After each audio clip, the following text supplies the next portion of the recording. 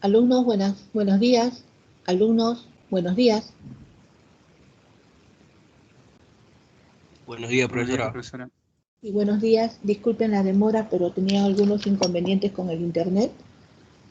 Bueno, vamos a continuar con la clase. Primeramente, feliz año 2022, alumnos. Espero que lo hayan pasado bonito y que hayan tomado las medidas de cuidado adecuadas para que puedan tener un buen año 2022 y, bueno, no enfermarse sobre todo, ¿no? Ni ustedes, ni sus familiares, ni sus amistades, ¿ya? Ahora más que ya hemos visto por las noticias que en otras partes del mundo como Europa y, bueno, los países de la India, Asia sobre todo, ¿no? Estados Unidos, ¿no? Que ayer, pues, dicho sea de paso, ha alcanzado 1 millón de contagiados en 24 horas. Entonces, hay que tomar todas las medidas adecuadas para no contagiarnos. No es tanto a razón de lo que yo entiendo de lo que es esta variante Omicron, por si acaso, ¿no? Sino que es que justamente esta variante Omicron, como dicen, es contagiosa, pero tal vez no ocasione que la enfermedad sea, prácticamente lleguemos a la muerte, ¿no? De repente nos enfermemos, pero de repente no llegamos pues a un extremo. El problema, no creo que sea eso, el problema radica en las secuelas. Como no se conoce esta enfermedad, entonces las secuelas que puede dejar en nosotros a lo largo de nuestra vida, ese es el gran inconveniente, alumnos. Porque no sabemos cómo va a reaccionar tu cuerpo ante esas secuelas. Entonces, esa es la idea, ¿no? Porque se pueden generar de repente enfermedades crónicas, como ya está sucediendo que muchos tienen problemas respiratorios, pues se les ha hecho crónico, ¿no? Igualmente, en el caso de repente del sistema cardíaco también, que muchos también están teniendo problemas en el sistema cardíaco, ¿no? Igualmente en el caso del riñón, ¿no? Y en el caso del hígado. Porque si ustedes se darán cuenta, uno de los primeros órganos que ha afectado, no sé si se acuerdan del caso de los doctores chinos, que fueron los que prácticamente detectaron esta enfermedad allá en Sohu.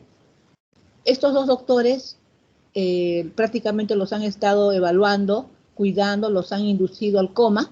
¿Y qué ha pasado? En el transcurso de pocos meses se han negreado, no sé si ustedes los han visto. Uno falleció y el otro sobrevive, pero totalmente el color ha cambiado.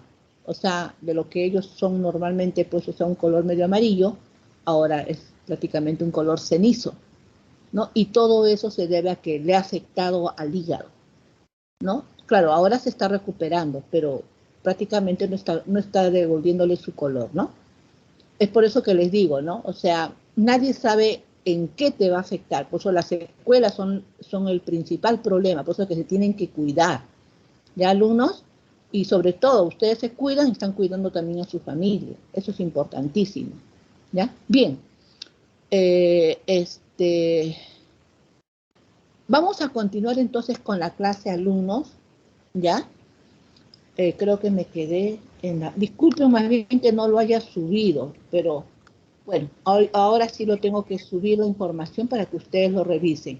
Bien, nos hemos quedado, si no me equivoco, esta parte ya lo hemos visto, hipótesis, pero lo voy a revisar de nuevo, ¿ya? A partir de esta parte de esfuerzo normal. Profesora, Sí. sí, buenos días. Antes de que empiece la clase y no interrumpirla, quisiera pedir permiso por hoy. Voy a ir a sacarme la prueba. Estoy con algunos ¿Ya? síntomas y necesito descartar. ¿Quién me está hablando? Córdoba Macedo, Joyce, el Ya. Emerson. Por si acaso, uno Córdoba Macedo, ¿tiene seguro? El CIS. Porque yo, por ejemplo, no, he ido a la Playa Miller, a la tercera vacuna, y de ¿Cómo? repente, Perdón, no lo escuché. o sea, he ido a Playa Miller. Playa Miller es el que está al costadito del Rebagliate. Y hoy día bueno, yo he ido para la vacuna y he visto poquísima gente, ¿ya? Pero no sé si ahí de repente también estarían aplicando, puede ser que estén aplicando para sacar la prueba de descarte.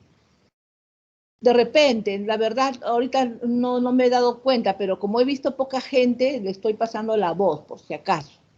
Por eso le estaba Muchas preguntando si gracias, profesor. está asegurado, Voy pero a ir a ver si es cierto. claro, y en el caso a todos, para todos los alumnos, Playa Miller ahorita está la atención que usted va, al toque te atienden y al toque sales vacunado. No tienes que estarse exponiendo en largas colas como en varios sitios está sucediendo ahorita. No, yo le estoy comentando esto porque hoy día he ido temprano y me han atendido y me he aplicado la tercera dosis. Por eso lo digo, ¿ya? Me han atendido rápido, como les digo, no he tenido ningún inconveniente. Bueno, he ido temprano también, ¿no?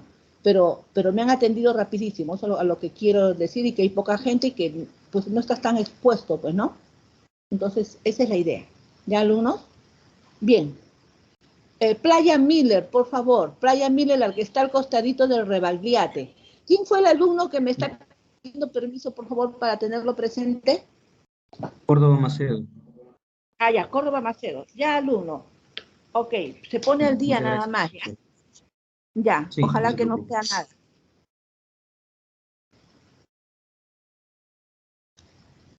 Ya, ok, continuemos entonces. Bien, vamos a empezar con la parte de esfuerzo normal, ¿ya? Hemos visto dentro de lo que es esfuerzo normal promedio una barra que tenemos que tener estas hipótesis presentes.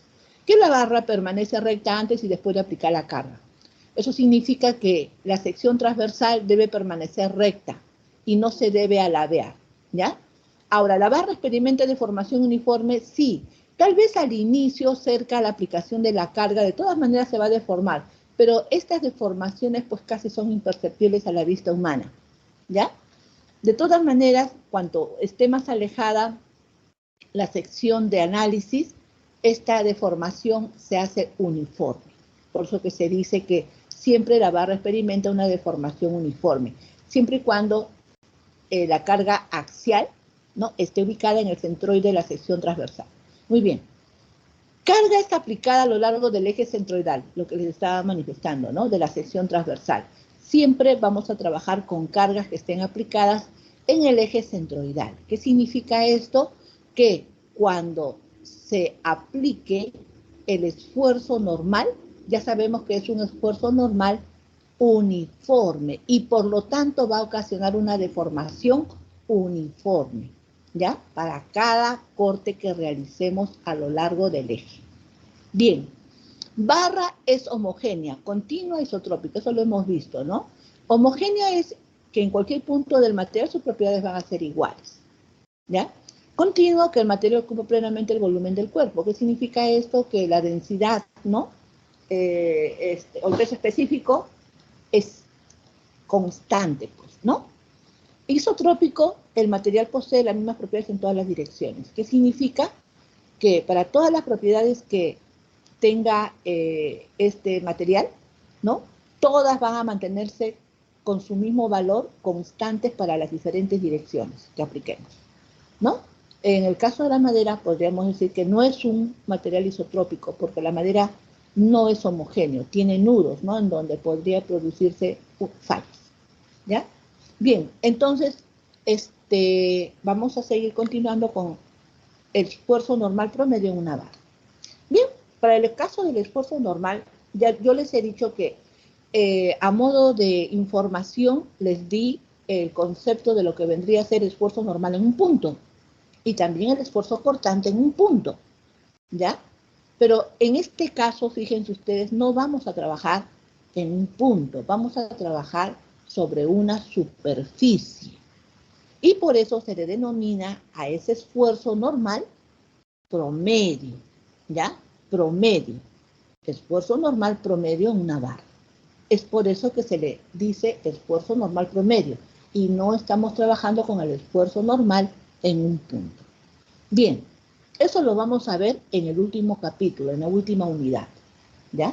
Bien, por lo tanto, entonces, ya que estamos entrando al esfuerzo normal promedio, sobre una superficie de una barra, ¿no? En este caso tenemos la barra en donde tengo aplicado sobre su línea de acción, y acuérdense ustedes que la línea de acción está pasando por el eje centroidal, ¿ok? Entonces, estas fuerzas que ustedes ven acá, que son dos fuerzas de igual magnitud en sentido contrario, son cargas externas, aplicadas sobre esta barra, sobre su eje centroidal. Entonces, a esto se le denomina cargas axiales, ¿ya? Y por lo tanto, estas cargas axiales pueden estar en esta posición, como ustedes ven, ¿no? O pueden estar ingresando hacia la barra. En el caso de que estén en esta posición, prácticamente están haciendo que la barra se estire, ¿no es cierto? Aparentemente se pueda estirar, ¿ya? Y se le llama cargas axiales de tracción. Y en el caso estén en sentido contrario, se les llama cargas axiales en compresión. Y van a hacer que la barra se acorte. Bien, por lo tanto, entonces ya estamos viendo la solicitud de la barra, ¿no? O sea, qué carga es la que está siendo aplicada en la barra, ¿no? Que ya sabemos son cargas axiales. Aquí no tengo cargas que me generen flexión, no tengo cargas que me generen torsión, solamente cargas que me están generando, ¿no? Esfuerzo normal, ¿ya? Esfuerzo normal. Bien, voy a analizar esta barra, Esta barra, al analizarla, voy a trazar un corte, o sea, voy a pasar un plano imaginario sobre esta barra, ¿no? Y para comodidad, voy a analizar la parte inferior de la barra. Muy bien, acá está. Esta vendría a ser la carga externa, que es la misma que esta, y en la sección transversal que he cortado, ¿no? Muy bien, ¿qué es lo que va a aparecer?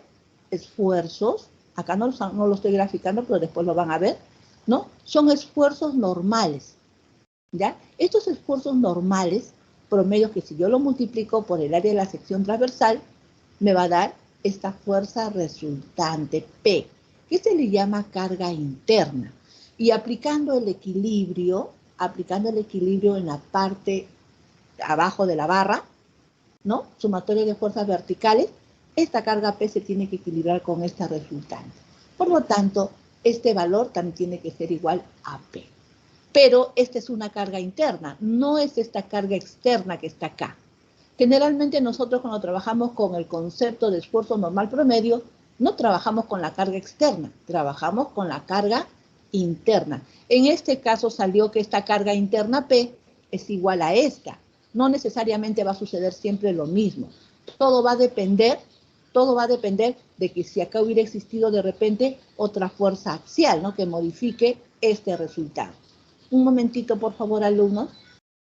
Alumnos, ¿me están escuchando, por favor? Ahora sí, profesora, sabía. Sí, pues a veces se va la señal.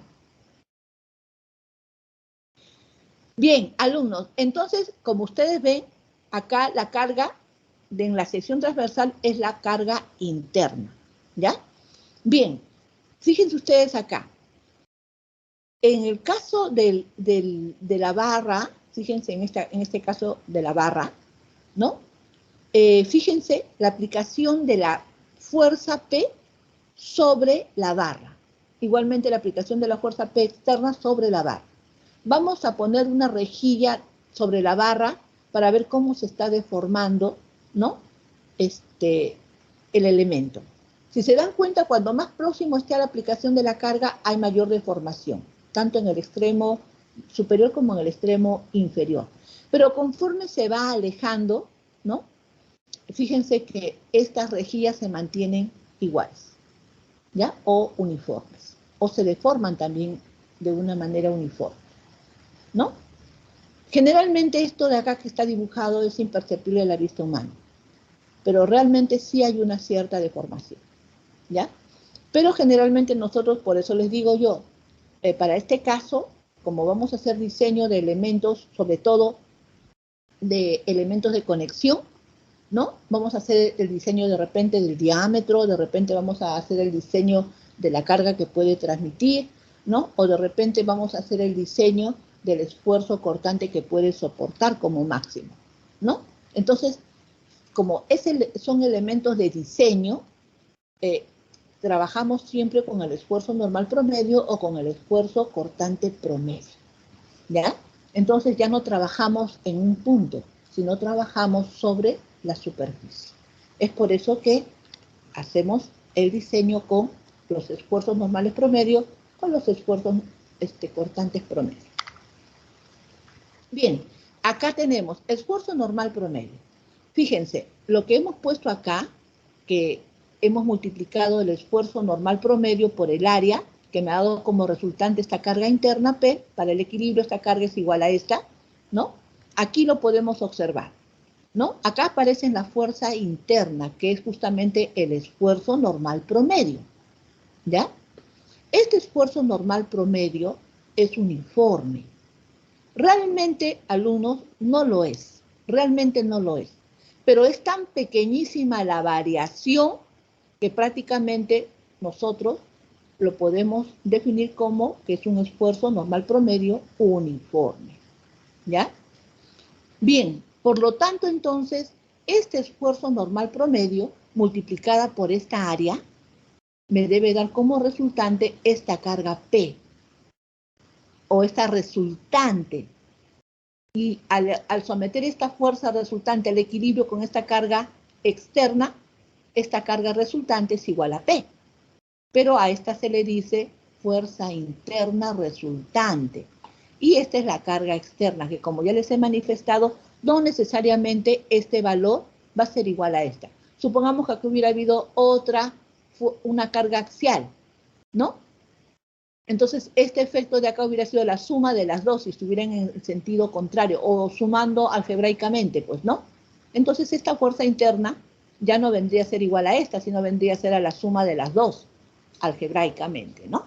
Entonces, a eso es lo que yo me refiero, por eso que se trabaja con la fuerza interna, en la sección donde se ha hecho el corte. Bien, entonces, vamos a ver un elemento diferencial para que ustedes vean, ¿ya? Suponiendo que yo saco no un elemento diferencial, sino un delta del área que se aproxime, porque es un elemento pequeño, ¿no? Pero vamos a considerar un delta del área entonces. Y sobre este delta del área, pues va a estar aplicado el esfuerzo normal promedio de este delta del área, ¿no? Como ustedes ven acá, en este elemento que estoy apuntando con este puntero. Y vamos a ver que su centroide de esta área dista del eje X una distancia Y, y dista del eje Y una distancia X, ¿ya? Por lo tanto, entonces, si yo quisiera hallar el diferencial de la fuerza aplicada sobre este delta del área, ¿qué es lo que tendría que hacer? Multiplicar este delta del esfuerzo normal promedio, ¿no? Por esta área. Ahí está. Y este valor me está dando el delta de la fuerza, ¿ya? Este delta de la fuerza. Y lo voy a poner acá. Entonces, el delta de la fuerza va a ser igual al esfuerzo normal promedio, ¿no? Por el delta del área. Muy bien. Entonces, vamos a hacer que este delta de la fuerza tienda a un diferencial de fuerza pequeñísimo, ¿no? Y que este diferencial del área también tienda a un diferencial del área pequeño, ¿no? Para un punto, por así decirlo, ¿ya? Entonces, vamos a variar, ahora vamos a reemplazar estos valores por estas diferenciales de la fuerza y diferencial del área, y tengo esta expresión de acá. Este valor se mantiene constante porque está aplicado en cada punto. Bien, por lo tanto, entonces, ya que tengo esta expresión diferencial de la fuerza, ¿no? Vamos a hacer las integraciones respectivas, y por lo tanto, entonces, tengo acá que la integración del delta de la fuerza para hallar la fuerza total, ¿no?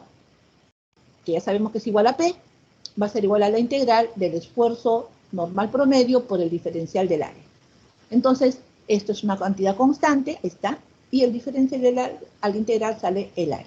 Por lo tanto, tengo que este valor del esfuerzo normal promedio, ¿no? Que se representa por la letra sigma, va a ser igual a la carga interna, P, entre el área de la sección transversal del nadar.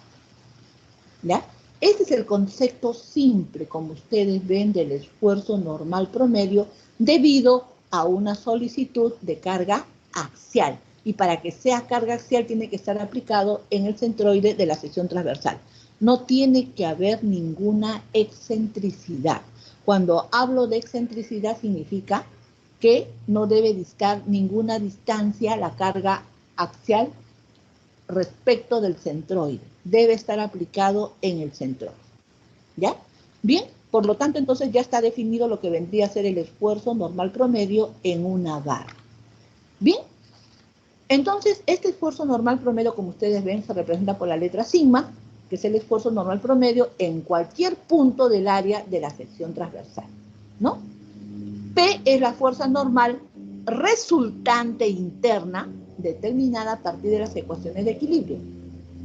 Y A es el área de la sección transversal de la barra. ¿Ya? Muy bien. Ese es el mismo gráfico que el anterior.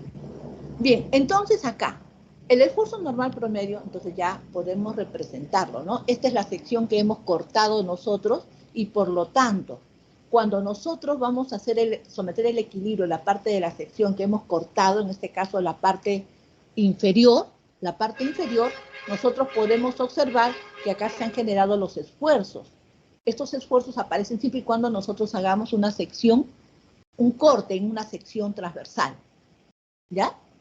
Y ya sabemos que si la carga está aplicada en el eje centroidal, esta distribución de los esfuerzos es uniforme.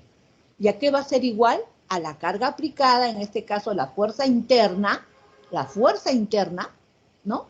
Aplicada ahí en ese corte entre el área de la sección transversal donde se ha hecho el corte. Ahí está. Entonces, cuando yo quisiera analizar qué es lo que está pasando en un punto, extraigo justamente, ¿no?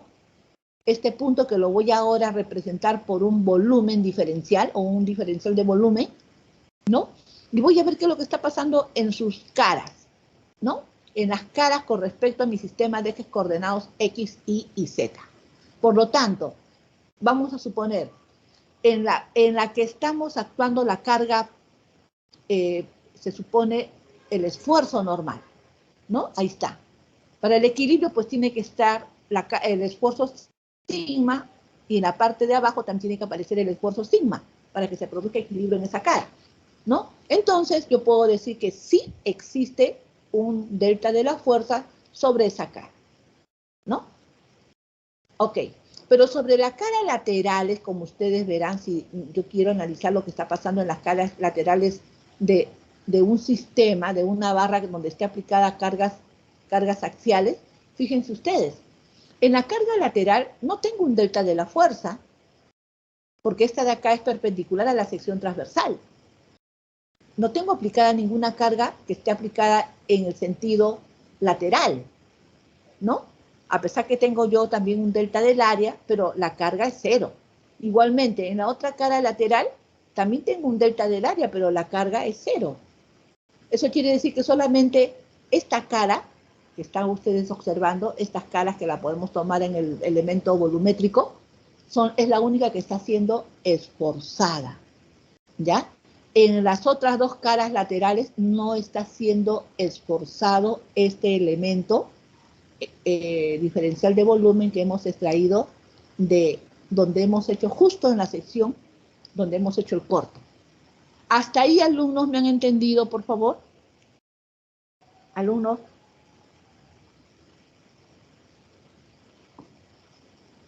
Sí, profesora. Esto es importante. Sí, profesora, está claro.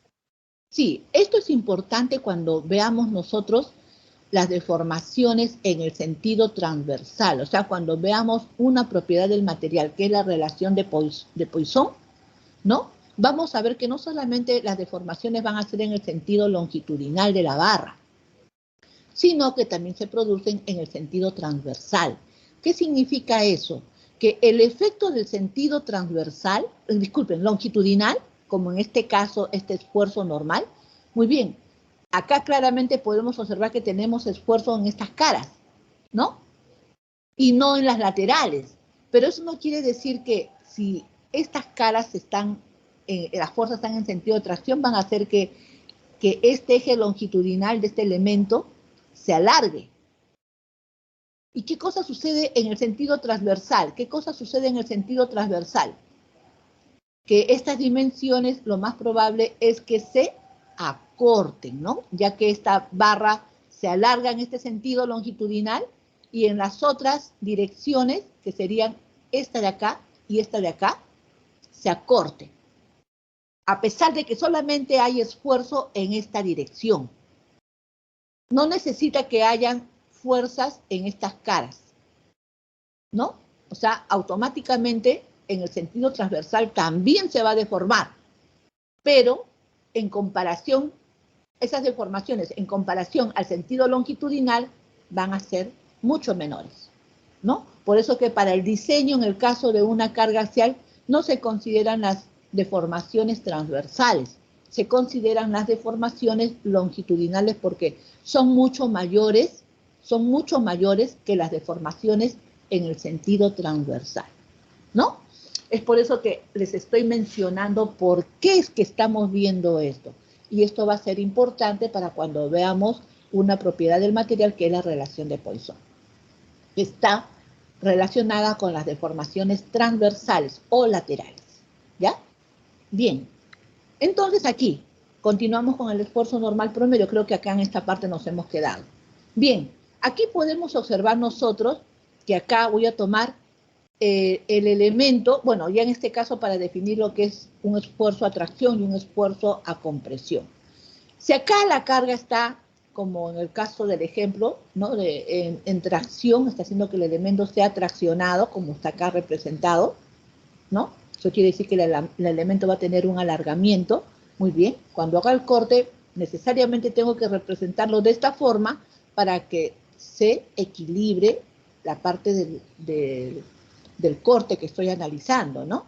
Y por lo tanto, cuando yo extraiga mi elemento diferencial de volumen, lo represento de esta forma. Y ahí me doy cuenta claramente que este elemento diferencial de volumen está sometido a cargas de tracción. Ahora, en el caso de que estas cargas no estén en esta ubicación, si no estén en esta ubicación, como ustedes ven, están ingresando a la barra. ¿Qué significa? Que cuando yo haga el corte en la parte inferior de la barra, para que se equilibre esta de acá, esta carga externa, aparece este esfuerzo interno, ¿no? Este esfuerzo interno tiene que estar hacia abajo, para que cuando yo obtenga la resultante, esta resultante tenga que estar hacia abajo y por equilibrio, esta debe ser igual a esta fuerza interna resultante. Entonces, aquí puedo decir yo que la barra está actuando a compresión, ¿no? ¿Y qué significa decir eso? Significa que la barra va a tener una deformación de acortamiento. Y fíjense, si yo extraigo el elemento diferencial de volumen, ¿no? Que está justo en el corte que he realizado, lo represento de esta forma. Este elemento, esta cara está siendo comprimida. Y por lo tanto, aquí me doy cuenta que el elemento se va a acortar. Aquí se alarga y aquí se acorta. Entonces yo puedo decir que esta barra está, si se alarga, esta barra está en tracción. Y si se acorta, esta barra está en compresión. Alumnos, ¿hasta ahí me han entendido? Sí, ingeniera. Ingeniera. Bien. Esto es lo que ustedes han visto en estática. En estática, cuando ustedes han visto la parte de la armadura, ¿no? Y entramados, cuando han visto esos temas, en el caso de armaduras, que solamente ustedes trabajaban pues con las cargas en los nudos, o en las placas de soldadura, que generalmente pues una placa de soldadura se representa como una articulación. ¿Quién me puede decir cuántas restricciones tiene prácticamente una placa de soldadura? Que les estoy diciendo que se asemeja bastante al comportamiento de una articulación. Eso lo han visto en estática. Alumnos, ¿quién me puede decir cuántas restricciones tiene?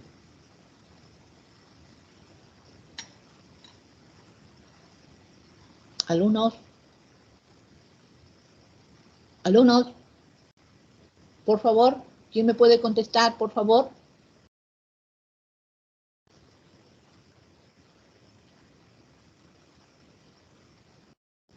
Alumnos, ¿me han entendido la pregunta? Sí, mi, solo que no recordamos. Ya, yo les explico. Cuando yo les digo que una barra de soldadura, o mejor dicho, una placa de soldadura se asemeja a una articulación. La articulación, ¿cuántas restricciones tiene? Cuando hablo de una articulación, estoy hablando de un apoyo tipo pasador. Y un apoyo tipo pasador, ¿cuántas restricciones tiene, alumnos? Dos restricciones. Dos restricciones, ¿no? Restringe desplazamiento horizontal y restringe desplazamiento vertical. No restringe el giro. Eso quiere decir entonces que cuando ustedes tengan problemas de armaduras y le digan nudos o le digan placas de soldadura, el comportamiento de ese nudo o placa de soldadura es como una articulación, se asemeja bastante a una articulación. Entonces ustedes ya tienen ahí un dato inmerso, ¿no? Dentro de ese enunciado. Entonces esa es la idea como ustedes tienen que trabajar, ¿no? Solamente teniendo en claro los conceptos, nada más. Entonces cuando ustedes han visto armaduras, han visto que las cargas no son aplicadas a lo largo de las barras, sino en los nudos o placas de soldadura, ¿no? O remaches, también podríamos decir, placas de remache. Eso quiere decir entonces que usted ha dado la magnitud de la fuerza interna en las barras y también ha dado la calidad. O sea, si esa fuerza interna está en tracción o esa fuerza interna está en compresión. Eso es lo que usted daba como respuesta, ¿no? La situación de cada barra interna que estaba componiendo la armadura o también el entramado. Eso es lo que usted daba. Entonces usted decía la magnitud y la calidad, o sea, si estaba en tracción o en compresión, ¿no?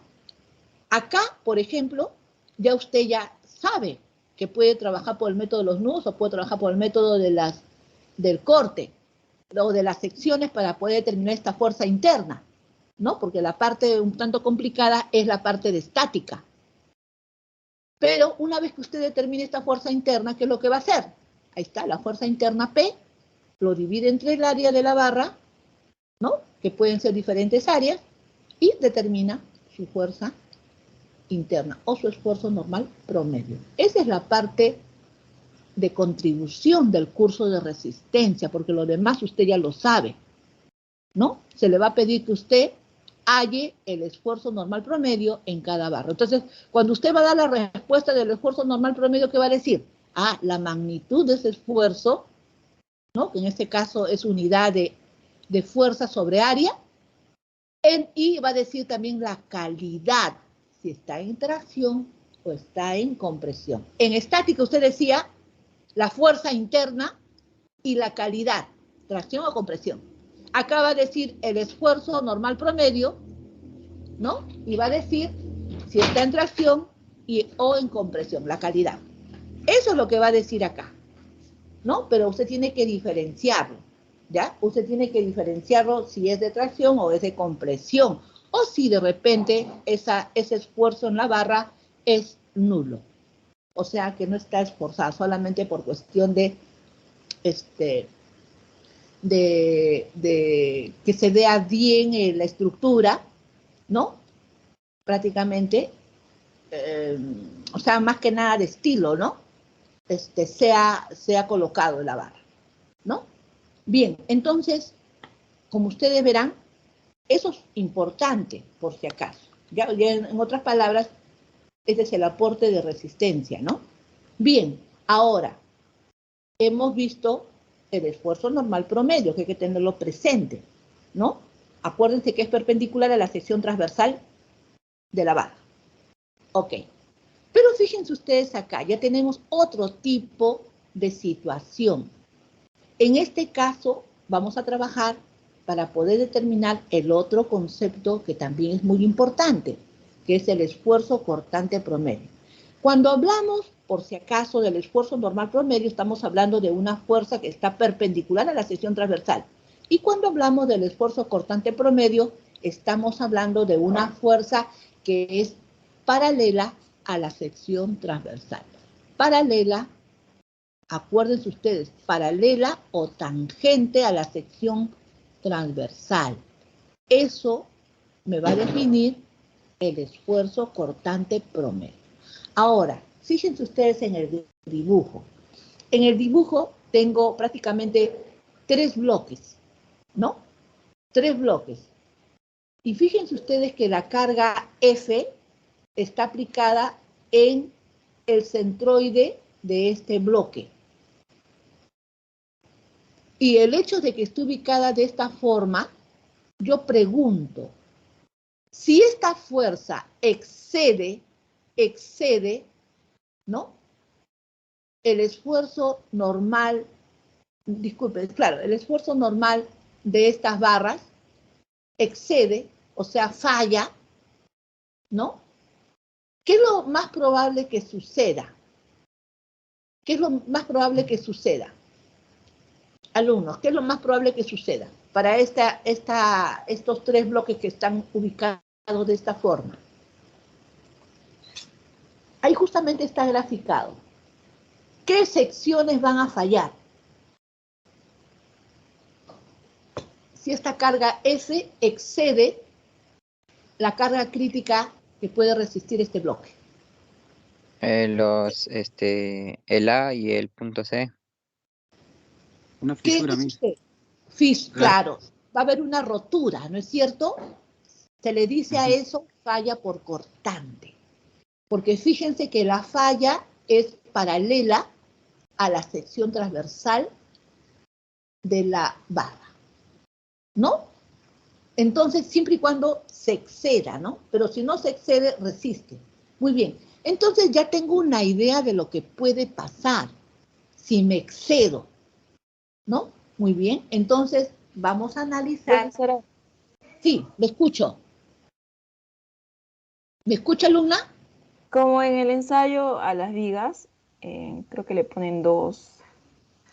No sé si ha visto el ensayo a las vigas, creo que pasa lo mismo, parece. Mira. Cuando hablamos por ejemplo, el ensayo a tracción de una probeta de acero estructural, generalmente pues estamos hablando del ensayo en donde tú sometes esa probeta a 2 mordazas y le aplicas la carga axial. Ese es uno que lo tenemos en el laboratorio de la facultad.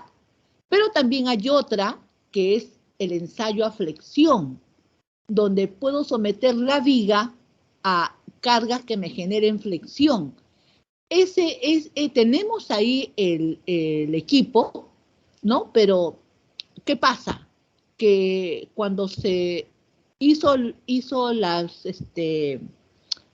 pruebas, resulta que faltaba un elemento, ¿no? Que quedaron en traerlo.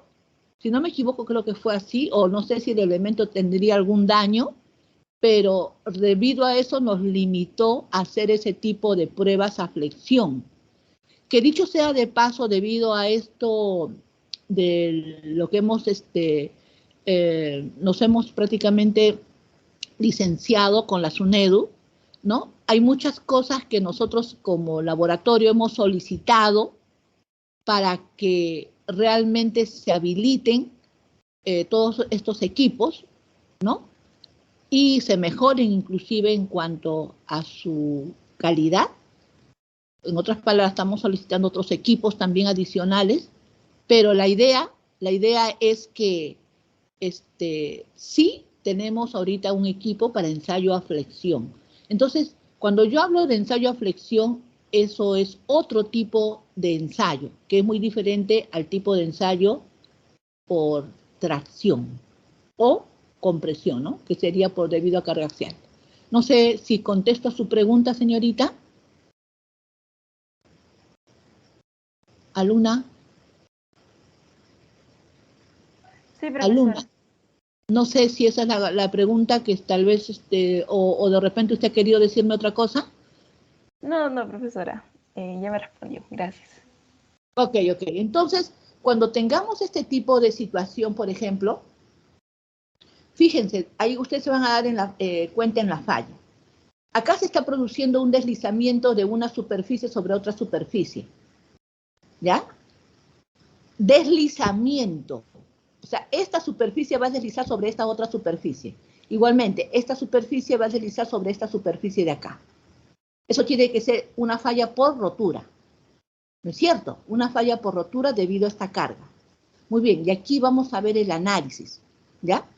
Vamos a tomar este elemento que ustedes ven acá y vamos a tomar este otro elemento, ¿no? Donde se produjo la rotura, fíjense ustedes, disculpen, vamos a tomar este elemento AC, donde se ha producido la rotura, ¿no? De este elemento, de este bloque, ¿ya?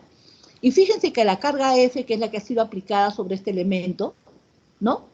Ha generado que se produzca la rotura aquí y acá, en A y en C. Ahí está. Por lo tanto, están apareciendo fuerzas internas que están acá manifestadas, que serían los esfuerzos cortantes, que son paralelos a esta área. Fíjense que estos esfuerzos normales son perpendiculares al área, pero estos esfuerzos no son perpendiculares, son paralelos al área, ¿no? ¿Eso qué significa?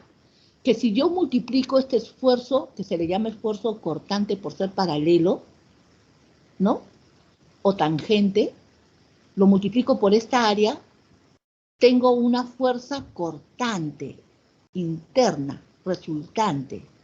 Igualmente, como el otra área es la misma área y el esfuerzo interno, debido a la simetría, es el mismo, este esfuerzo cortante interno, hay simetría, ¿no? Porque está aplicado en el centroide, ¿ok? Este esfuerzo también va a ser igual a este.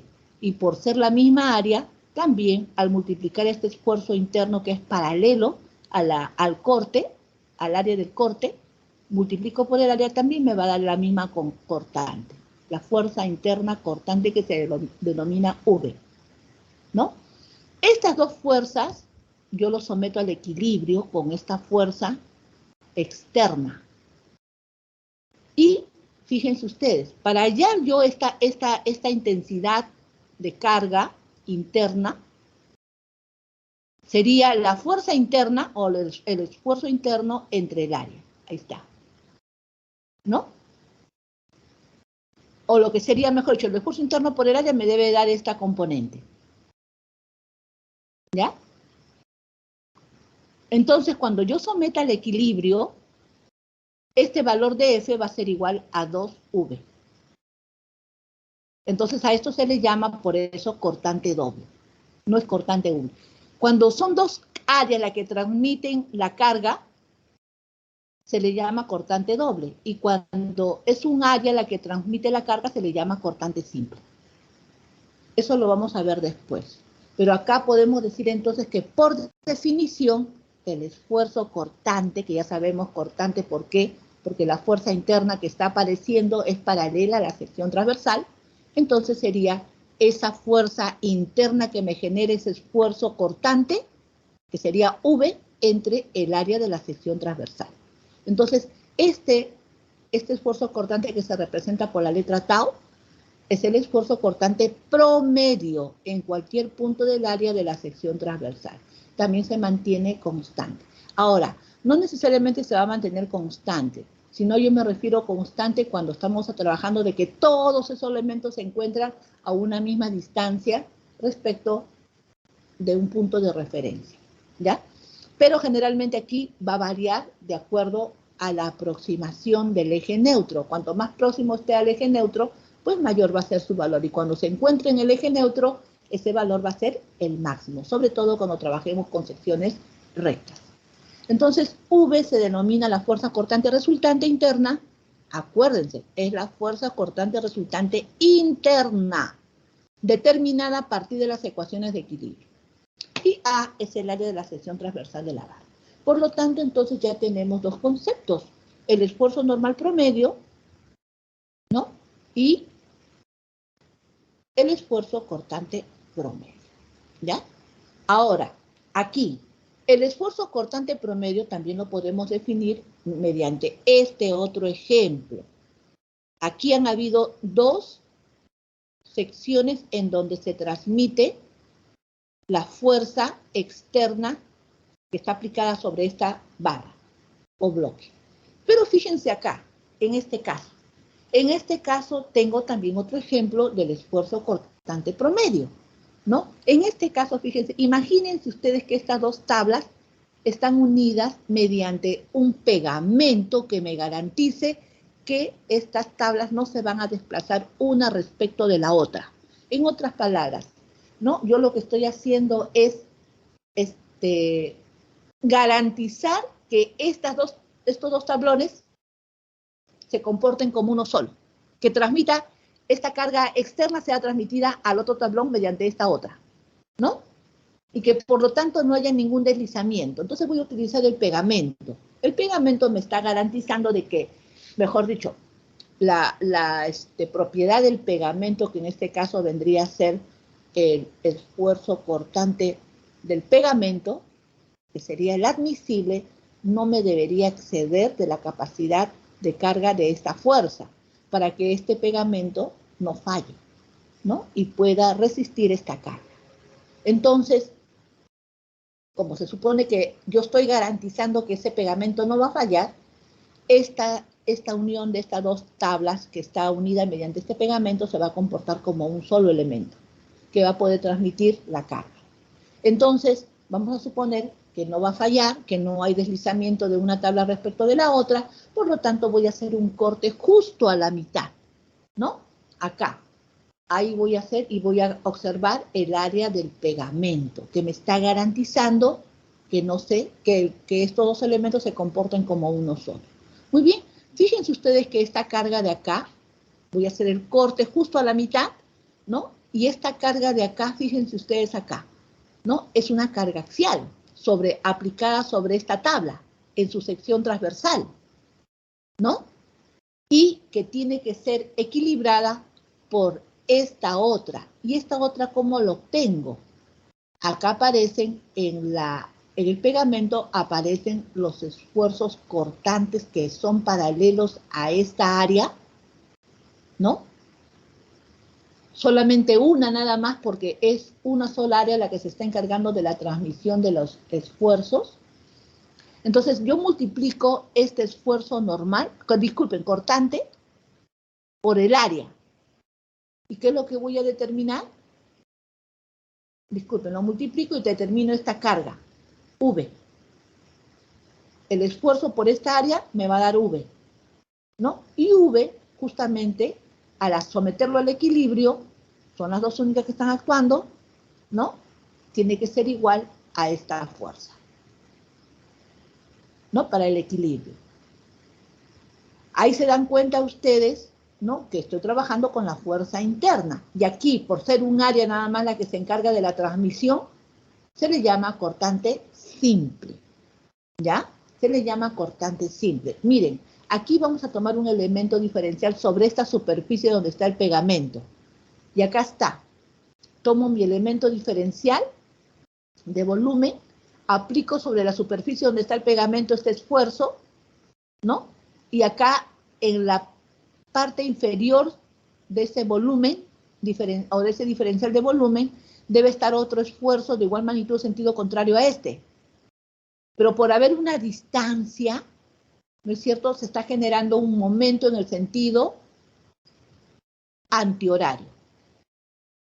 ¿Ya? Eso quiere decir que tengo que equilibrarlo. Y para equilibrar debe aparecer este otro esfuerzo acá, que sumando estos dos también se hace cero. Igual que acá, sumo estos dos también se hace cero.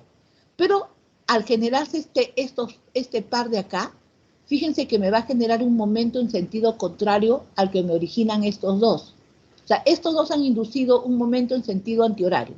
Y cuando aparecen estos dos, para el equilibrio, tiene que aparecer otro par en sentido horario.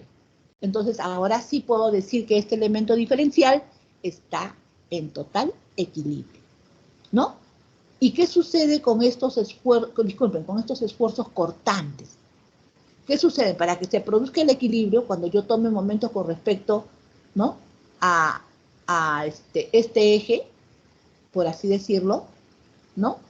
O de repente a este eje de acá, ¿no? Si tomo momentos con respecto a este eje, este y este van a estar pasando por el eje, no me genera momento, pero este de acá sí me genera momento, que yo este esfuerzo lo multiplico por esta área y lo multiplico por esta distancia.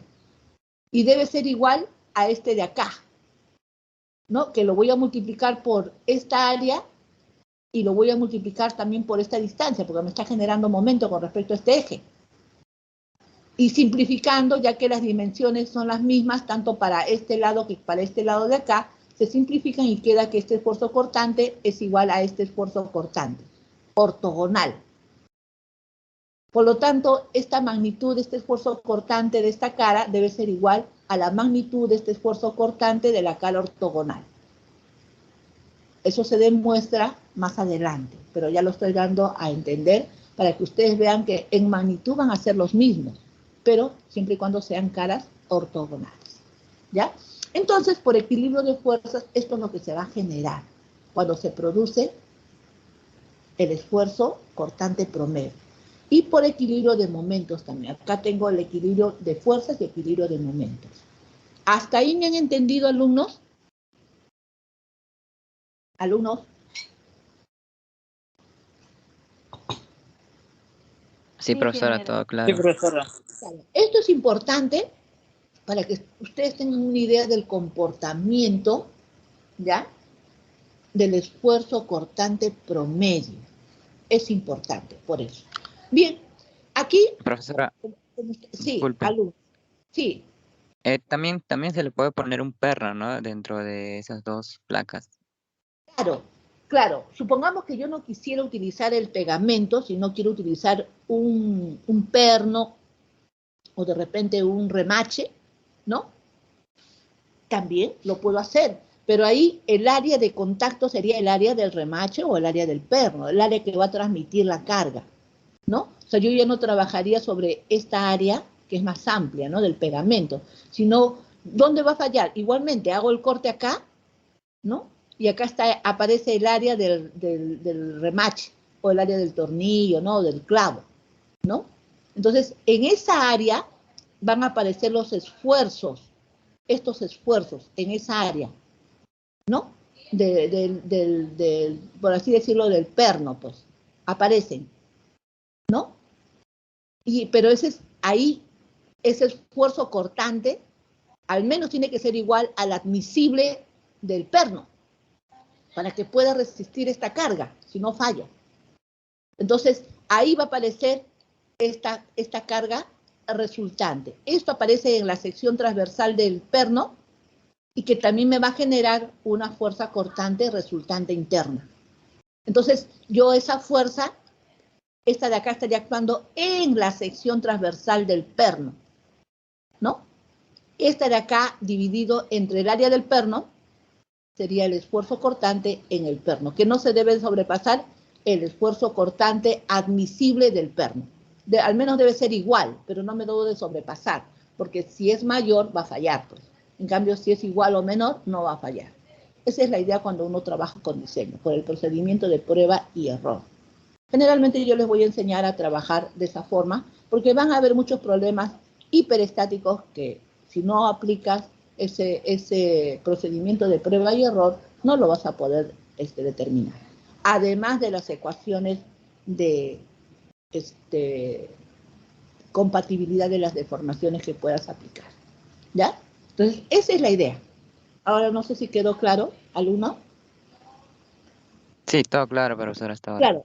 Fíjense ustedes acá que por ser un área la que transmite esta fuerza a la otra tabla, se le llama cortante simple, ¿ya? Y acá, fíjense que acá ya tengo son tres tablones que van a generar que se transmita la carga de este tablón a estos otros dos tablones, ¿no? O sea, para que el comportamiento de todo este sistema sea como uno solo. A eso me refiero. O sea, que no va a haber deslizamiento de estos tablones con respecto a los otros. Entonces, fíjense ustedes, aquí qué es lo que voy a hacer.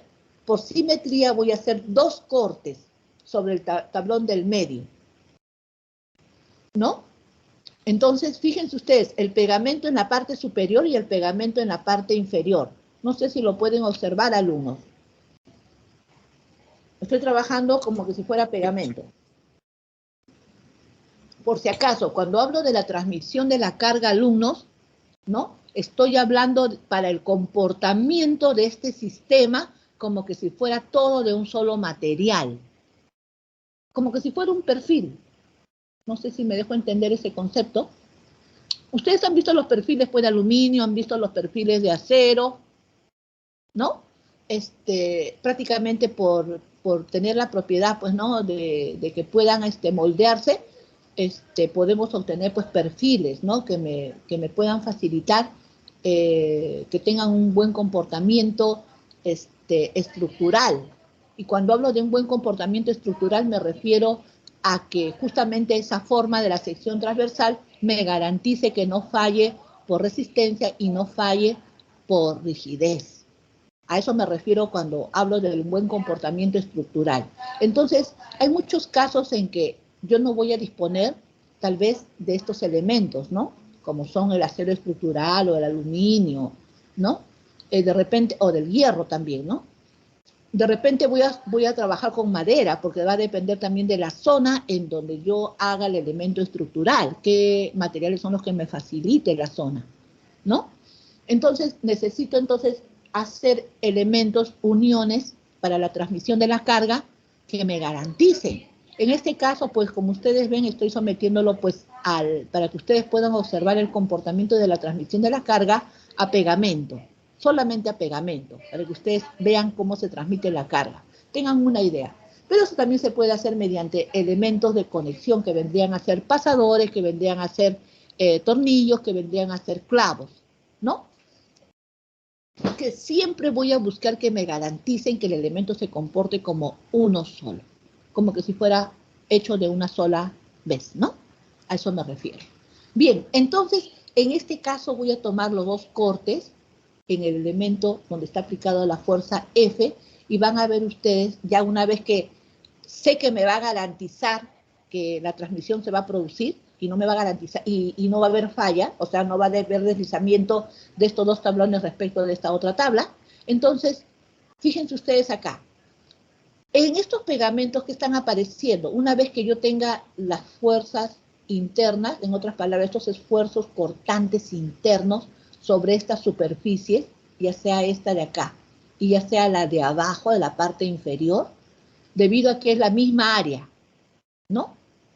Y hay simetría respecto de esta sección transversal, van a ser las mismas, ¿no? Este esfuerzo cortante, acuérdense que fíjense, aquí es ortogonal y hemos visto, cuando es ortogonal, ¿qué sucede con los esfuerzos cortantes? Cuando son planos ortogonales, este es ortogonal a este, 90 grados, pues, ¿no?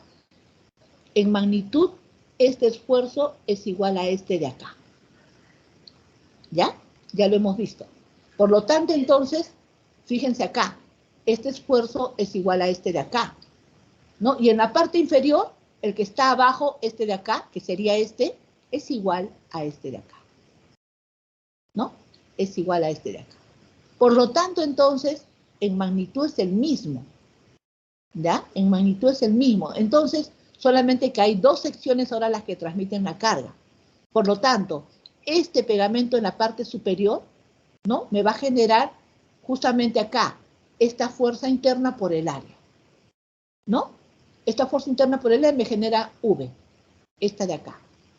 Y la de abajo, la parte inferior, también es la misma área, por la fuerza interna que ya sabemos que es la misma ya, ¿no? Por lo tanto, sería esa fuerza interna por el área, me debe generar esta fuerza interna V, que es cortante porque es paralela, es una resultante cortante paralela a la sección de transmisión de la carga. Ahí está. Entonces, V acá y V acá, las dos son iguales porque las dos tienen la misma intensidad de carga, o sea, la misma fuerza cortante promedio por el área. Entonces, V acá, muy bien. Entonces, como hay simetría también con respecto a esta que está aplicada en el centroide, ¿no? Esto se llama un sistema equivalente. Un sistema equivalente, ¿por qué? Porque esta carga yo la puedo trazar al centro, al eje centroidal, con su momento. y yo traslado esta también al centro con su momento. Esos dos momentos, por tener la misma distancia, se simplifican y solamente queda que estas dos cargas, ahora que ya están aplicadas al centro, es colineal con esta fuerza de acá. Es por eso que ya que existe VV, o sea, esta fuerza F es igual a 2V, eso quiere decir que la fuerza V es F medios cuando aplique la ecuación de equilibrio. Alumnos, ¿hasta ahí me han entendido? Sí, profesora. Entonces, ¿se dan cuenta ustedes, alumnos, que todo tiene que ver con lo que ya hemos visto en estática? Acá estamos viendo sistemas equivalentes. Entonces, ya yo tengo razón al hacer esta descripción, ¿no? Para que ustedes vean que se produce el equilibrio y la transmisión de la carga correctamente. Acá yo no estoy forzando nada. Todo es de acuerdo a lo que ya hemos aprendido en estática y solamente yo lo estoy aplicando como una herramienta, ¿no? Aquí en resistencia de materiales para que ustedes vean cómo se equilibra la carga, cómo se transmite la carga para que el comportamiento de esta estructura, porque ya podríamos decir que es parte de una estructura y que por tanto acá hay una unión estructural, va a tener un comportamiento estructural, ¿no? Entonces ya podemos nosotros ir definiendo sobre todo lo que es el concepto de transmisión de carga, ¿ya? Para que esta unión no falle. Entonces, a esto se le dice cortante doble porque son dos áreas que se están encargando de la transmisión de esta fuerza F externa, ¿no? Alumnos, ¿se dan cuenta? Alumnos. Alumnos. Sí, profesora. Sí, Sí, profesora. profesora. Por favor, Sí, me tienen que profesora. contestar, porque yo puedo pensar que el internet se ha ido, ¿no? Por la calidad, ¿ya? Puedo pensar eso. Entonces, por favor, les voy a decir que o me estén preguntando también igual, o si en caso ustedes notan que se va la calidad del internet, pues me avisen para saber en dónde me estoy quedando, ¿ya? Bien, por lo tanto, alumnos, vamos a ver ahora esfuerzos permisibles. Bien, ¿es esfuerzo permisible o esfuerzo admisible? Son sinónimos, ¿ya? Significa, por definición, que el esfuerzo permisible o admisible es aquel que restringe la carga aplicada a una que sea menor que el componente pueda soportar plenamente. En otras palabras, no que me garantice que no va a fallar la estructura, o no va a fallar la unión, o no va a fallar el elemento de conexión. Bien, entonces, razones para contemplar un esfuerzo permisible o admisible. La carga de diseño es diferente a la carga impuesta en la realidad, ¿ya? En otras palabras, una cosa es decir carga de diseño y otra cosa es decir carga real o con la que realmente va a trabajar. Las dimensiones de un componente tienen errores o de fabricación. Generalmente pues no son perfectos los elementos, ¿no? A veces hay elementos que la sección transversal no tiene exactamente las dimensiones en las que nosotros queremos, ¿ya? O inclusive también en el montaje, ¿no? A veces la longitud de la barra no es exactamente igual al que nosotros queremos. Por ejemplo, la falla puede ser de menos de 1 milímetro. Y al ser menos de 1 milímetro, ¿qué va a suceder? Que no voy a conectar el elemento con la unión, ¿no? Ahí se le llama falla de montaje. Voy a tener que forzar el elemento para conectarlo y va a generar que todo el sistema pues se esfuerce. En otras palabras, cuando yo hablo de que todo el sistema se esfuerce, ¿qué va a suceder? Que las barras que componen esa unión, en alguna medida, todas van a contribuir, ¿no?, a que se haya producido la unión y por lo tanto todas van a estar deformadas. De repente algunas se van a estar alargando, de repente algunas se van a estar acortando, pero todas han tenido que ver para que se produzca la conexión y por lo tanto quedan esforzadas. A eso se le llama, que más adelante también lo vamos a ver, esfuerzos por falla de montaje. Bien, entonces también las razones para contemplar este esfuerzo admisible, también pueden ser las cargas adicionales no previstas. Generalmente, pues, nosotros diseñamos para un uso específico la estructura, ¿no? La diseñamos para un uso específico. Pero ¿qué resulta? Con el transcurso del tiempo, de repente, cambió el uso, ¿no? Cambia, por lo tanto, el diseño para el cual nosotros hemos hecho el análisis. Y, por lo tanto, si excedemos, debemos contemplar siempre este esfuerzo permisible o admisible, ¿no? Entonces también tenemos que tener cuidado en el cambio de uso, ¿no? O sobre todo cuando se le adicionan maquinarias, elementos no previstos, ¿no? Deterioro del material durante el servicio debido a aspectos ambientales y mecanismos de desgaste. Generalmente cuando pasa la vida útil de la estructura, que está en el lapso entre 30 y 40 años, ¿no? Eso quiere decir que de repente la estructura ha tenido una fatiga, que es usual debido al medio ambiente, ¿no? Y en el caso de las estructuras que están cerca, por ejemplo, al mar, ¿no? Pues ha habido seguramente elementos que de repente han tenido exposición al salitre y por lo tanto también se exponen, ¿no? Como suele suceder con el acero estructural, ¿no? Cuando ingresa el oxígeno, ¿no? al elemento, pues hace que se oxide y revienta el concreto de tal forma que expone más área del acero al medio ambiente, ¿no? Y prácticamente, pues ahí se produce el deterioro del material, ¿no? Que en algunos casos, pues es preferible cambiarlo totalmente porque prácticamente, generalmente, si no haces un buen mantenimiento, pues va a seguir deteriorándose, ¿no? Y es preferible mejor reforzar, ¿no? Ese elemento estructural. Bien, y también la variación de las propiedades mecánicas de algún componente, ¿ya? Generalmente, pues cuando uno suele incrementar la capacidad, por ejemplo, quiero reforzar una viga, ¿no?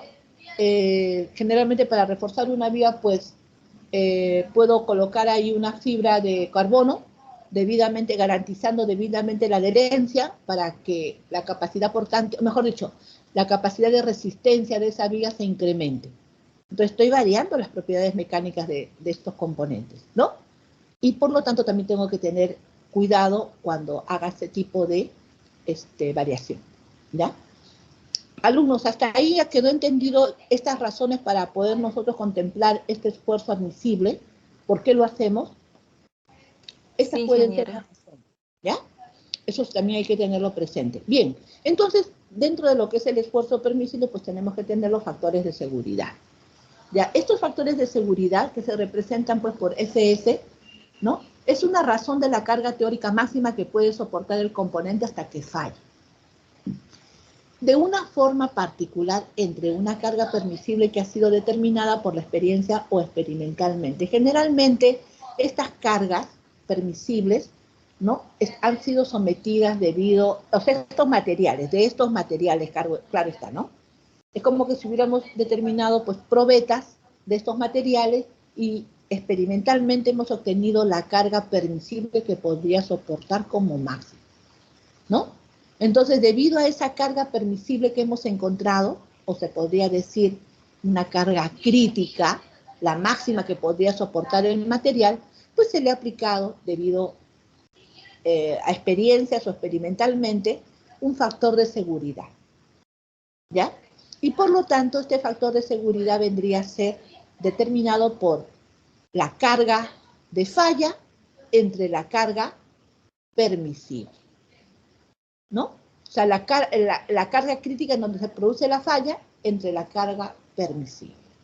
Entonces, si la carga aplicada al componente está linealmente relacionada con el esfuerzo desarrollado dentro del mismo componente, el factor de seguridad puede expresarse en función de los esfuerzos. O sea, si yo a esto lo divido entre el área, también lo puedo representar esfuerzo de falla y esfuerzo permisible. O mejor dicho, esfuerzo, claro, admisible o permisible. Entonces, el factor de seguridad también lo puedo representar de esta forma, ¿no? Porque acá el área, estoy considerando que el área se mantiene constante, ¿no?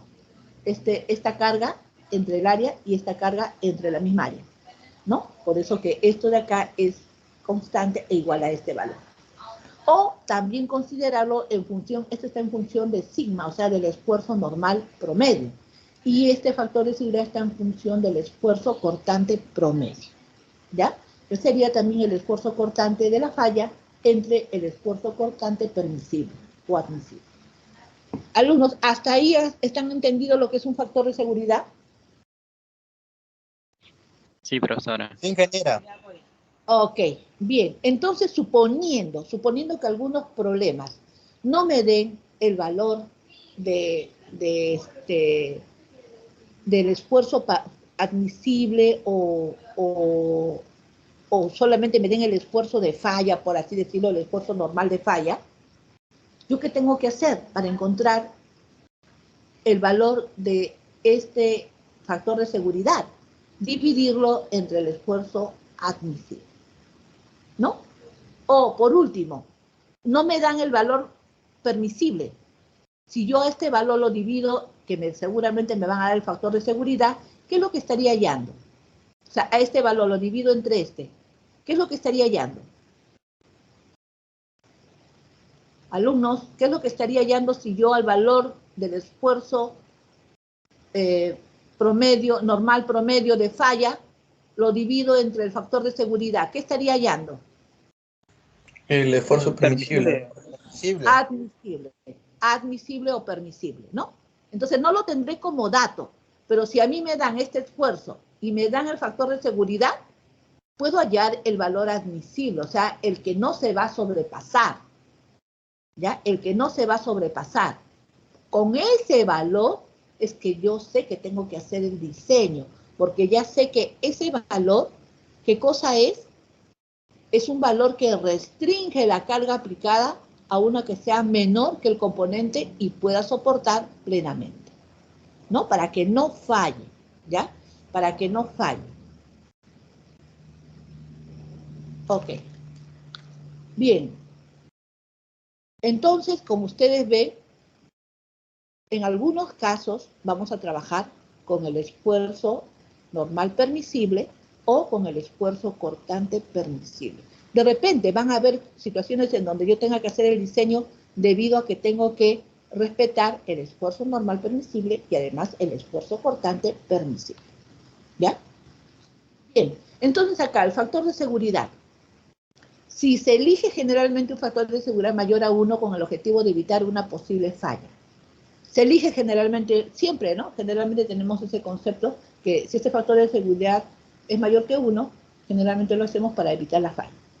Si el factor de seguridad es igual a 1, hay que reducir el peso de los componentes estructurales o mecánicos, o sea, que sean lo más, se podría decir, ligeros posibles, ¿no? Que sean los más ligeros posibles, ¿ya? Si queremos trabajar con un factor de seguridad igual a 1. ¿Qué significa eso? Que el esfuerzo de falla es igual al esfuerzo permisible, para que este factor sea 1, ¿no? Y ahí tenemos que aligerar el material. Y cuando el factor de seguridad, por ejemplo, sea igual a 3, es porque hay incertidumbre en los valores de la carga, o sea, yo tengo duda, ¿no? Por lo tanto, le pongo un factor de seguridad más grande, ¿no? Incertidumbre en los valores de carga o incertidumbre en el comportamiento del material. Entonces, yo tengo mayor duda si fallará o no fallará, le incremento el factor de seguridad. Pero, ¿qué estoy haciendo cuando incremento el factor de seguridad? ¿Qué es lo que estoy generando? Alumnos, ¿quién me puede decir eso? ¿Qué es lo que estoy haciendo con la parte al tener yo incertidumbre con los valores de la carga o incertidumbre con el comportamiento del material, ¿qué es lo que estoy haciendo? Estoy encareciendo la estructura, ¿no es cierto? Alumnos. Claro, Sí, profesora. porque Claro, pues, porque voy a sobredimensionar la estructura, ¿no? Cuando tengo esa incertidumbre, es lo que estoy haciendo, ¿ya? O sea, prácticamente ahí, ¿qué va a suceder, no? En el caso de la madera y de repente en ciertos materiales, va a suceder, sobre todo materiales que a veces no se conocen cómo es el comportamiento, ¿no? Bien, entonces acá dice, cuando los factores de seguridad están contemplados en códigos y normas de diseño. Entonces, estos de acá generalmente, pues los materiales estructurales, generalmente pues los tenemos en el reglamento, ¿no? Nacional de Construcción. Entonces, ahí podemos ver realmente el comportamiento de estos y por lo tanto ya tendríamos los factores de seguridad adecuados para cada tipo de material, ¿no? Que podamos nosotros utilizar, ¿ya? Bien, entonces aquí, como ustedes ven, dentro de lo que vendría a ser ya diseño, porque estamos en la parte de diseño, ya hemos definido estos conceptos que a nosotros nos interesa bastante, ¿no? Ahora vamos a ver lo que concierne al diseño de conexiones. Generalmente, lo que hemos visto acá, alumnos, esto es una conexión. Esto es una conexión, ¿no? Aquí, bueno, no hemos tenido el ejemplo de conexión, pero aquí en los ejemplos que hemos visto anteriormente, ¿no? Estos son conexiones. Estos son conexiones, ¿no? Pueden ser conexiones internas dentro de la estructura del elemento o con respecto a los apoyos, ¿ya? Con respecto a los apoyos. ¿Qué es lo que vamos a hacer nosotros? El diseño de estos elementos de conexión, que no necesariamente pueden ser todos pasadores. Pueden ser inclusive tornillos, pueden ser clavos, pueden ser pegamentos, ¿no? Que pueden ser acortante simple, acortante doble, ¿no? La idea es que nosotros hagamos el diseño de esos elementos, ¿ya? Y eso es lo que persigue esta parte del curso. Bien, a eso se refiere cuando nosotros vamos a ver diseño de conexiones simples. Entonces, fíjense ustedes acá. A esto se le llama una barra de argolla, ya que está sometido, ya que tengo dos elementos, ¿no? Se podría decir armellas, en donde estoy aplicando cargas que van a generar que esté pasando pues estas cargas por el eje centroidal de esta sección rectangular de la barra, ¿no? O sea, estas armellas están alineadas de tal forma que la aplicación de estas dos fuerzas internas, disculpen, dos fuerzas externas, están siendo aplicadas justo en la dirección de su eje centroidal, por lo tanto las voy a llamar que son cargas axiales, porque están aplicadas sobre su eje centroidal, ¿no? Y voy a hacer un corte, ¿no? De la parte izquierda de la barra tipo argolla, ¿no? ¿Ok? Fíjense ustedes lo que va a suceder internamente. Como he hecho un corte y la barra de la sección parte izquierda tiene que estar sometida al equilibrio, tiene que aparecer una fuerza interna. En otras palabras, tiene que aparecer este esfuerzo. Y como esta barra está aplicada en el centroide, me va a generar un esfuerzo uniforme, ¿no? Por eso que se dibuja uniforme. Si yo multiplico ese esfuerzo por el área, ¿qué es lo que voy a obtener? La carga interna, ¿no? Que debe ser igual, por el equilibrio debe ser, esta fuerza resultante interna debe ser igual a P. Ahí está. Entonces, fíjense ustedes.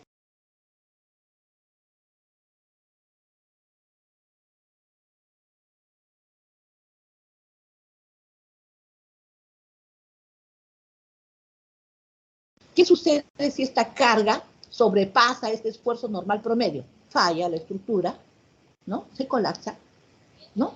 Y es por eso que nosotros tenemos, cuando hagamos un diseño, tenemos que hacer que este esfuerzo al menos sea igual al esfuerzo admisible de este material, pero no mayor. O sea, igual o menor, pero no mayor al esfuerzo admisible de este material, ¿ya? Entonces, esa es la idea cuando uno hace un diseño. Esa es la idea. Y se le dice conexión simple, en este caso porque es un área de la sección transversal la que se está encargando de la transmisión, ¿no?, de la carga. ¿Ya? Bien.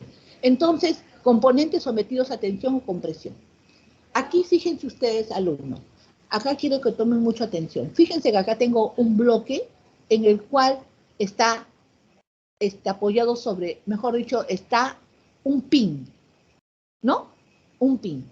Y el diámetro del pin es mayor que el, disculpen, el diámetro del agujero del bloque es mayor que el diámetro del pin. ¿Ya? Por así decirlo, el diámetro, en este caso del pin, es 16 y el diámetro del agujero del bloque es 20, ¿no? O sea, ya hay un juego.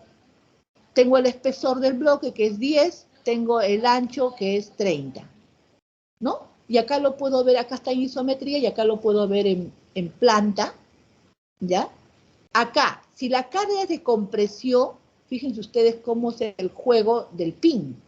El pin va a tener un contacto, un punto de contacto sobre esta superficie, ¿ya? Y si la carga es de tracción, fíjense dónde tiene el pin el contacto, ¿no? En este punto. Entonces, aquí es donde yo quiero que ustedes se den cuenta. Que acá, fíjense, esta carga está trabajando desde este extremo a este punto. Aquí la carga ya no trabaja. Aquí la carga ya no trabaja, si se dan cuenta. Aquí yo trazo una sección transversal y todo este segmento está en compresión. Pero fíjense acá, ¿qué pasa? ¿No? O sea, prácticamente acá, esta área debilitada prácticamente no está trabajando. Pero fíjense lo que pasa acá. Estas cargas están ahora en tracción y el punto de contacto es acá. ¿Eso qué significa? Que de este punto hasta este punto está actuando el esfuerzo a tracción. Por lo tanto, esta zona se le dice zona debilitada. Aquí no trabaja la zona debilitada, no trabaja, por eso que no le incluyo. Acá estaría trabajando desde aquí hasta esta sección. Esta zona debilitada no está trabajando. No está ni a tracción ni a compresión. ¿Ya? Pero acá, fíjense, cuando trabaja tracción y el punto de contacto está acá, porque no hay otra forma de ponerlo en equilibrio, ¿no? Fíjense que ahora sí, esta zona debilitada sí trabaja.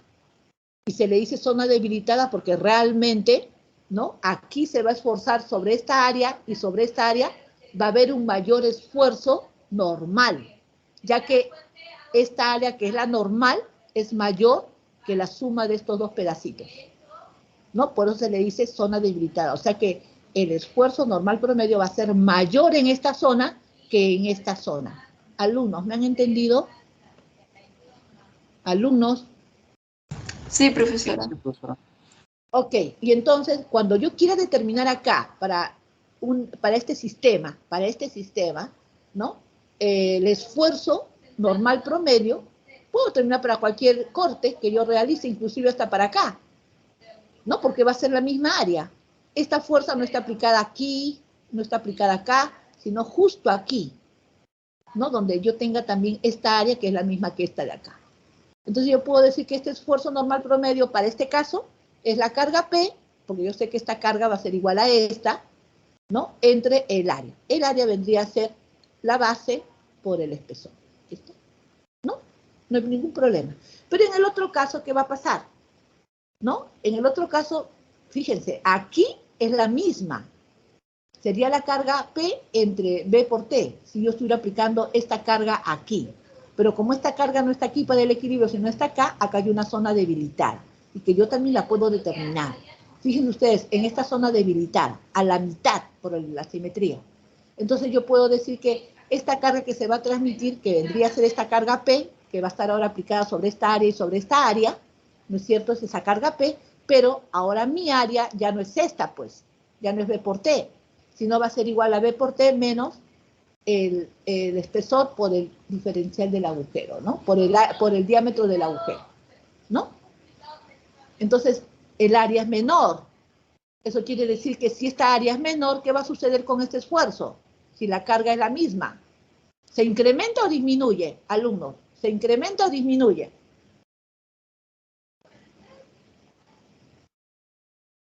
Alumnos,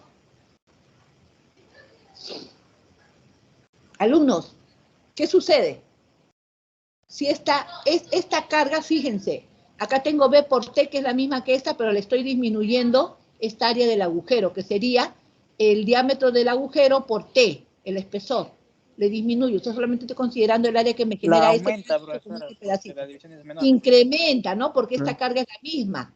Incrementa este valor. Eso quiere decir que el esfuerzo generado aquí es mayor al esfuerzo generado acá.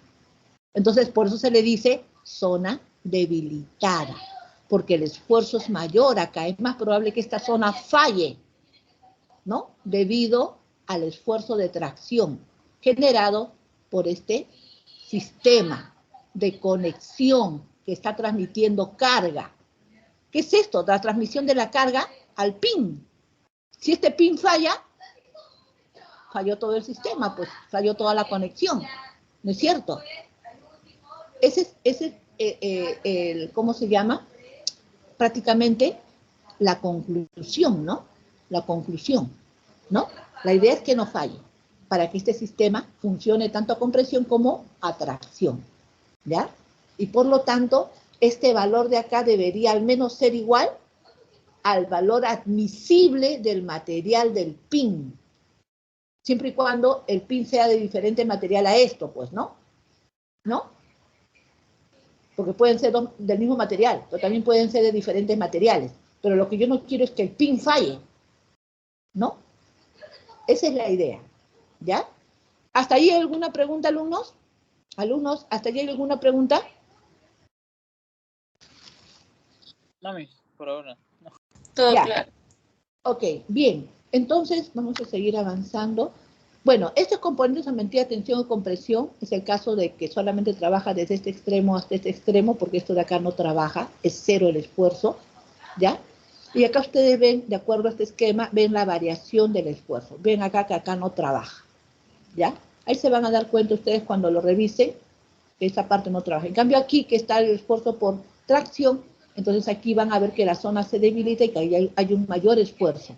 Y acá está la variación, como ustedes ven, ¿no? En el esquema. Claro, acá no se ve muy bien, pero cuando ustedes lo vean en su cámara, en su máquina, ahí de repente analizándolo bien, ustedes van a ver que los valores que están acá son mayores que los valores que están acá. ¿Ya? Miren, acá tenemos otro tipo de esquema, ¿no? En el cual, fíjense, el conector del tornillo está sometido a corte. Este es el caso que creo que uno de sus compañeros me preguntó, o creo que una alumna, en el caso de que hubiera un tornillo, ¿no? Fíjense la transmisión de la carga que se va a generar, ¿no? Acá está en isometría y acá está en lateral, ¿no? Estas cargas, miren ustedes que están acá, que están representadas ya en lateral, ¿no? Fíjense que no están alineadas, pero estas cargas están aplicadas sobre su sección transversal de esta bloque, igualmente la sección transversal de este bloque, o sea, en el centroide, ¿no? Muy bien, voy a quitar y voy a representar esta carga de acá. Si esta carga de acá está haciendo que este elemento se vaya hacia acá, el punto de contacto sería este, ahí está, ¿no? Y si esta carga de acá está haciendo que esto se pega a este lado, ¿no? El punto de contacto estaría acá.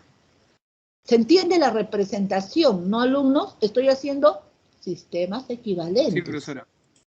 Ok, bien. Entonces, ya tengo acá mi sistema. Muy bien. Entonces, de esta parte de acá voy a trazar un corte y voy a analizar la parte inferior de este tornillo. ¿Ya? Ya. Entonces, fíjense ustedes, aplico acá la parte inferior. ¿Y qué está sucediendo en la parte del corte, donde estoy trazando mi plano para hacer el corte acá? Va a aparecer la fuerza interna. En otras palabras, el esfuerzo cortante promedio que está acá.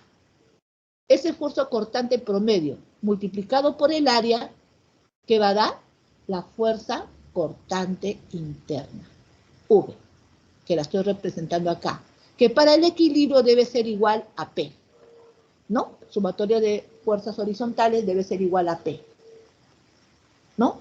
Por lo tanto, entonces, yo puedo representar que debido a esta solicitud de carga,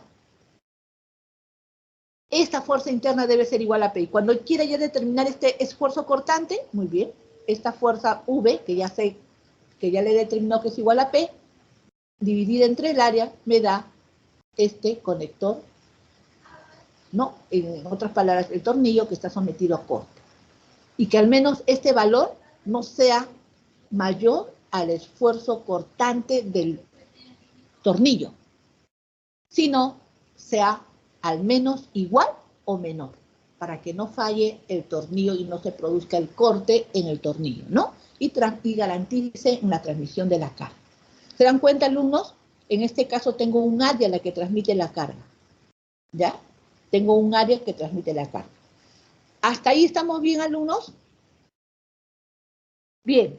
Y acá, fíjense ustedes, alumnos, acá es el mismo caso, solamente que vamos a ver ahora, porque en la parte, acá hemos visto en el tornillo, pero pero también tenemos que ver que hay superficies que están interactuando,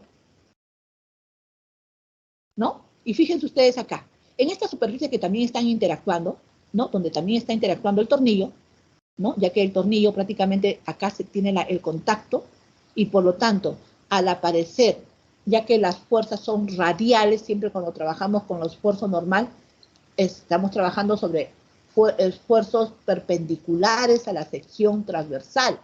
Como esta sección es curva, se van a generar esfuerzos en el sentido radial. Y cada esfuerzo en el sentido radial, yo lo voy a transformar en una componente de acuerdo a mi sistema de ejes convencionales, X, Y, Z, ¿no? Ya que voy a trabajar en el plano, en componentes en X y en componentes en Y.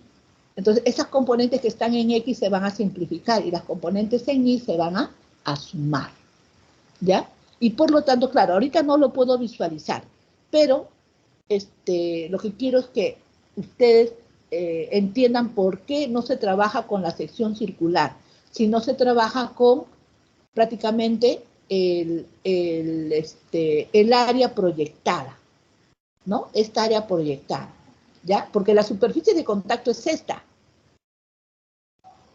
Pero, como los elementos en este sentido se van a simplificar, ¿no? Solamente voy a sumar los que están en este sentido, que son los que se van a sumar, no se van a simplificar. Digamos, los que están en estos sentidos se van a simplificar. Las componentes, se podría decir horizontales, ¿no? Pero estas componentes que son verticales al área se van a sumar, ¿ya? Y esas componentes son las que se van a poner en equilibrio con esta proyección, ya que solamente son las componentes verticales a esta área. Por eso se trabaja con el área proyectada. Entonces, justamente, cuando yo tenga estos elementos, entonces, y quiera hallar conector sometido a esfuerzos de apoyo, o sea, aplastamiento, ¿no? Acá esto se está aplastando. Entonces, cuando quiera determinar, ya que estas áreas por simetría son iguales, ¿no es cierto? Entonces, el área real de contacto realmente es esta. Pero, como ya sé que las componentes horizontales se simplifican, me queda esta área, o sea, la sumatoria de todas las componentes perpendiculares a esta superficie. ¿Qué sería el área proyectada? Que no es otra cosa que el diámetro, ¿no? Este diámetro por el espesor, que está acá. Entonces, cuando yo quiera hallar, ¿no? Debido al aplastamiento, sería este valor del esfuerzo normal promedio, que sería la carga P, porque yo al determinar este valor, lo que voy a hallar es la resultante P. Este valor de P se va a equilibrar con esta componente que está acá, P. O sea, poniéndolo en equilibrio también va a dar P. Y por el área proyectada, que sería el diámetro del tornillo por el espesor. Ahí está, ¿no? Y vendría a ser el conector sometido a esfuerzos de apoyo, o sea, por aplastamiento. Alumnos, ¿hasta ahí quedó claro? Sí, profesora. Bien.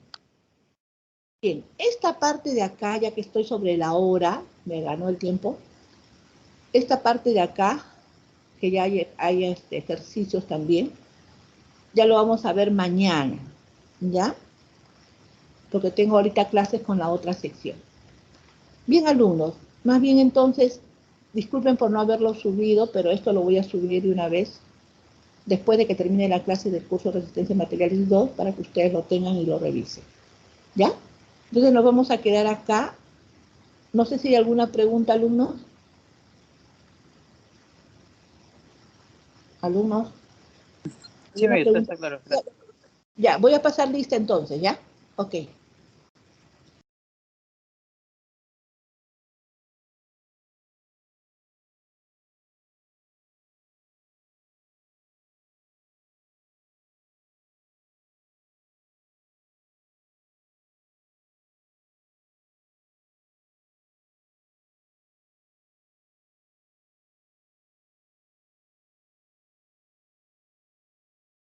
Ya.